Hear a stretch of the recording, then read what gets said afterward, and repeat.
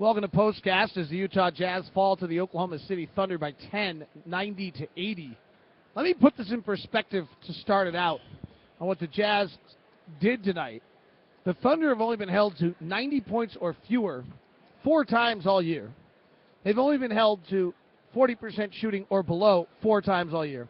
The Jazz did both of those things. I mean, that's an incredible effort, yet not enough to beat them, which to me is really a testament to this Oklahoma City Thunder team, that if the Thunder are, they have, I mean, you asked me the record. What's their record when they shot under 40%? That's how we found this note. Yeah. They're 2-2 now in games where they've shot under 40%. That is a real testament to who they are as a basketball team. Well, because they're so strong on the offensive end that they can make big plays or they can make the big buckets, you know, when you need them to. But tonight, it was the defense that won the basketball game for them because they're just that good. I mean, this is a big team, or they can go small, and they, for the most part, protect the paint. The Jazz didn't have any inside game there at all tonight. Everything Al Jefferson got was out on the perimeter. Paul Millsap could not get to the basket. So the defense of the Oklahoma City Thunder is something that, well, it's good, but we don't look at them as a defensive team because of the high-powered offense that they have. We don't, but they are. If you look at defensive efficiency numbers, they're the 4th best defensive efficiency team in the NBA. So they are that good. I mean, how good were the Jazz defensively tonight?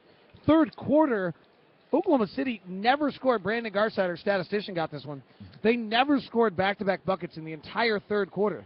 Okay, they're also the number 2 offensive team. So you're holding the number 2 offensive team in the game to never getting a back-to-back bucket in the third quarter. You are busting your butt out there defensively. And more than anything else, Ron, what jumped out to me, the most positive thing to me about tonight, I thought this game felt a lot like the Denver game in the third quarter, where they were just getting beat by a better team. Mm-hmm. But in that Denver game, about midway through the third quarter, our guys got worn out by it. They got frustrated. They just couldn't. They started making mistakes they hadn't made all night long. We never reached that point tonight. The guys never blinked. I thought in that Denver game, maybe they get a little tired, but I thought they started pressing and trying to do too much in a short period of time in a hurry, and the defense of the Denver Nuggets, took over the basketball game.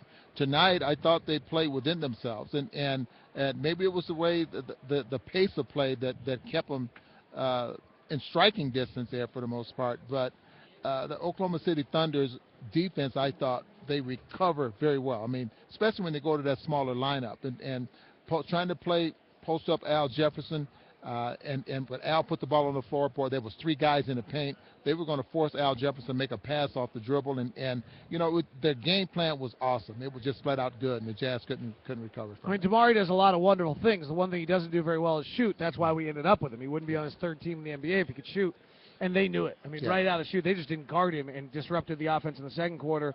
Great credit to them on that. Jamal Tinsley obviously doesn't shoot very well. They didn't guard him much.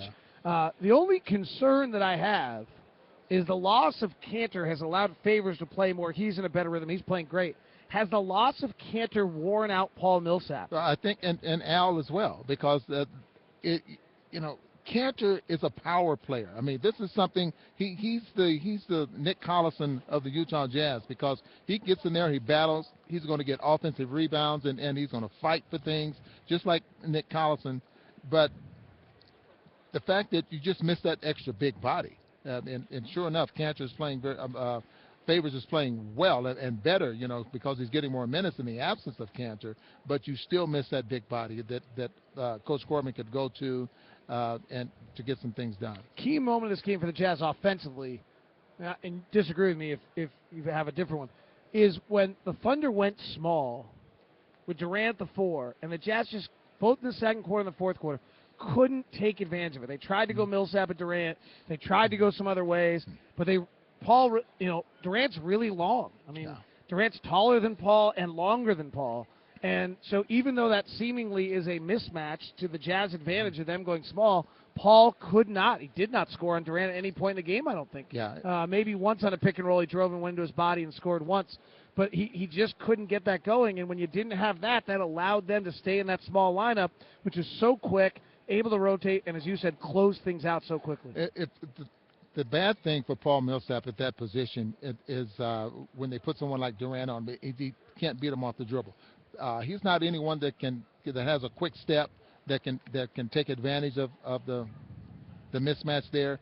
And then he doesn't play that power game hardly anymore. So and you either have to have one or the other. And tonight Durant was just there. I mean, he was right there in front of Paul and didn't have to go anywhere. So anytime you have a situation like that, you should be able to play good defense because Durant didn't have to go anywhere. Westbrook's something else, isn't he? Oh, he's special. I don't care how much criticism he takes. Now he's not a point guard, so what?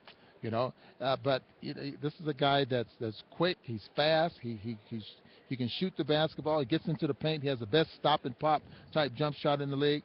He comes to play every night. He has not missed a game. And I'd give you another interesting stat because I'm in the same category. And I don't know if I've told you this. I started playing basketball in the 4th grade. I never missed a game in my life. Westbrook is that same player right now. He's never missed a game in his life, and that's when he started playing basketball in his elementary school. I was talking to a scout before the game, or this week. He said, the Thunder run nothing. He says they just run nothing. They run 4 sets, about all they run. Mm-hmm. He says, I wonder in the playoffs that's going to cost them. And then we both paused and said they're the number 2 rated offensive team in the NBA. What else are they going to do? Maybe they could run more. They'd still be probably the number 2 rated offensive team. I mean, what kind of execution do you want out of the number 1 offense in the league and number 1 play that's used in the NBA, the pick and roll? And you got 2 players that run it very, very well, and then your support players are just awesome. Ibaka is perfect for this situation. As long as he continues to knock down those mid-range jump shots, I mean, this team could go a long ways in the playoffs. Well, they're going to go to the finals, I think. Yes. Jazz lose tonight to the Western Conference champion Oklahoma City Thunder despite a huge effort. I would argue if they put out the same effort they put out in Golden State and here against Oklahoma City, they could win 3 of their next 4, so we now need the Lakers to lose 1 before it's over. Jazz fall tonight to the Thunder. Have a good night and be safe.